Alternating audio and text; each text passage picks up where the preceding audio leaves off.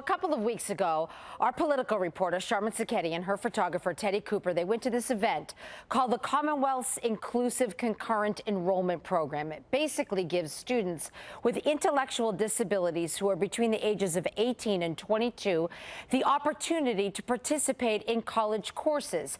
And when they were there, they met a young man named Nico Tolman. He was honored for participating at Bridgewater State University. Well, Sharman and Teddy came back and said to me that I had to meet Nico because he had quite a backstory. I did, and trust me, he does in my Real People, Real Stories. Wow, so let me see this. Car hits house. Are you kidding me? Oh, no. Is this your room right here? Yes. Which one? Yep. With the clouds? And yeah, let me show it. It was strange to read a news item with a person who was at the center of it sitting right next to me. 17-year-old driver lost control of his car and crashed into a house on Dix Road, injuring an 8-year-old boy Friday night. That was me back then. Nico Tolman, 8, was trapped under the car after it hit the house at 5 Dix Road. I'll let Nico, now 21, finish the story. All right, it was 13 years ago, like back when I was 8 years old. Like I was asleep in bed and all that stuff, and then all of a sudden there was this kid, like a 17-year-old kid, just ran in my front yard. I think my family said to me he was drunk, and then he just went into my front yard and then crashed while it just lands on me. Like, when the fire department came to me, I had like no pulse at first. No, you did not. Yvonne should know she's Nico's mom and watched the whole thing happen. It was 9:01 p.m. He had just gone to the store, and I'm sitting on the sofa watching the TV. And I see this car, it had been raining out, make this turn across the street from me. And I knew with every fiber of my being, oh my God, it's gonna hit the house.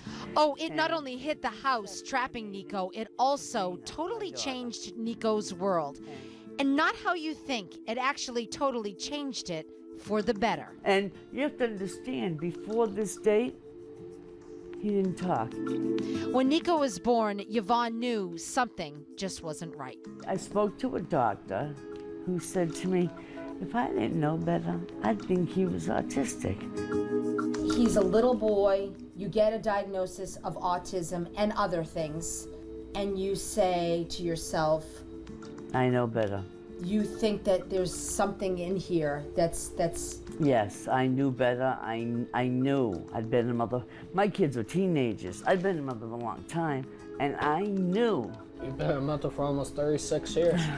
Thanks for reminding her, Nico. I know. So this beautiful boy doesn't talk for 8 years, and then a car hits his house, that wall falls right on top of him, and then this. I think what absolutely freaked me out the most was I was sitting beside him, and I'll be honest, I was a mess. I was just a mess. And I was holding his little hand, and I was just sitting there rocking. And he looked at me, strange look, and he says, oh, don't cry. He said a 3-word sentence. Words Yvonne could not believe she was hearing, and the words haven't stopped coming. My hope is to someday be married and have a family of my own.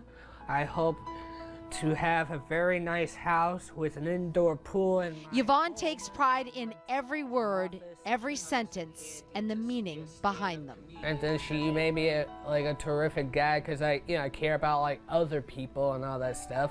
She made me a terrific guy. Do you know that that's the best thing any mother could ever hear? That you think that was beautiful. Yep, my parents made me a terrific guy by caring about other people and all that. Yvonne and her husband have really done a great job with Nico, and she told me that, of course, she never wanted her son to get hit or to get hurt, but what happened on the worst day of their lives ended up being one of the best.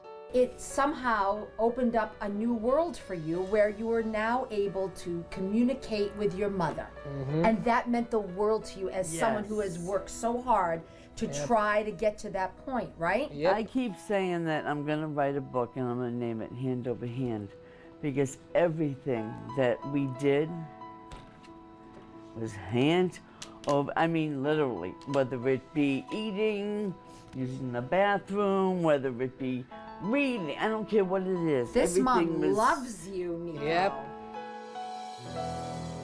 She does, and then some, and so does his dad. Great meeting them all. Never really a medical diagnosis as to why Nico started talking. He just did, and that's perfectly fine with his family. He is here, he is happy, and he is healthy, and that's really all that matters. Nico, by the way, celebrates his 21st birthday on Sunday.